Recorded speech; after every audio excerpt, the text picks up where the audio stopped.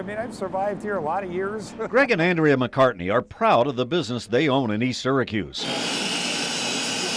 Artistry in Wood makes cabinets, bookshelves, and furnishing for libraries and other institutions. Greg started this business from scratch 21 years ago. It was a two-car garage that it started out as. Yeah? So, yeah. And look at you now. I know. It's come a long way. From that two-car garage, Artistry in Wood now employs 20 people and uses high-tech computerized machinery.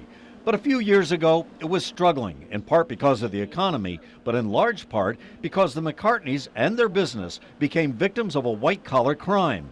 Their office manager, Kimberly Sankey, had been stealing from the company.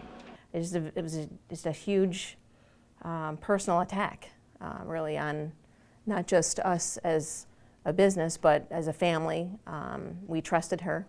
The McCartneys say they hired Sankey 6 years ago as a secretary. She befriended them, attended their children's graduations and dance recitals. Then one day, when a snowstorm delayed her return from a vacation, they opened the mail and found a bill for a company credit card they knew nothing about. It turned out that Sankey had used the card to embezzle more than $260,000. Many people may look at embezzlement as just a crime against a company, but in many places, especially here, there are real victims. At one point, the company had to lay off workers, and it was up to shop foreman Jeff Ridgway to give them the devastating news. They have families and lives, and it's hard not knowing that they're not going to be getting a paycheck anymore. It's hard to deal with.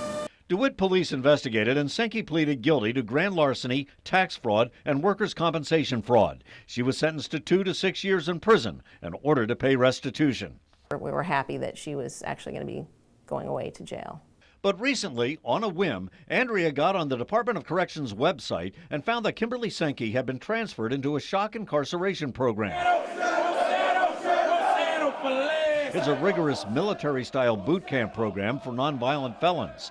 After 6 months of shock incarceration, the convict's sentence is cut short and they are released on parole. The McCartneys were not only upset that Sankey could be getting out early, they were angry that the Department of Corrections did not inform them.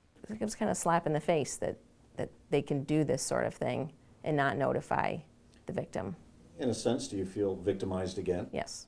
How many other cases out there are like this that are happening that, maybe people are getting out and nobody knows? In a statement, the State Department of Corrections and Community Supervision said it is not obligated to notify victims or the district attorney of a decision to place an inmate into shock incarceration.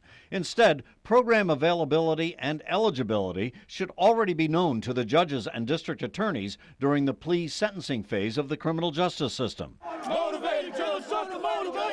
DA Bill Fitzpatrick says that policy has to change. Victims and prosecutors should be informed in advance.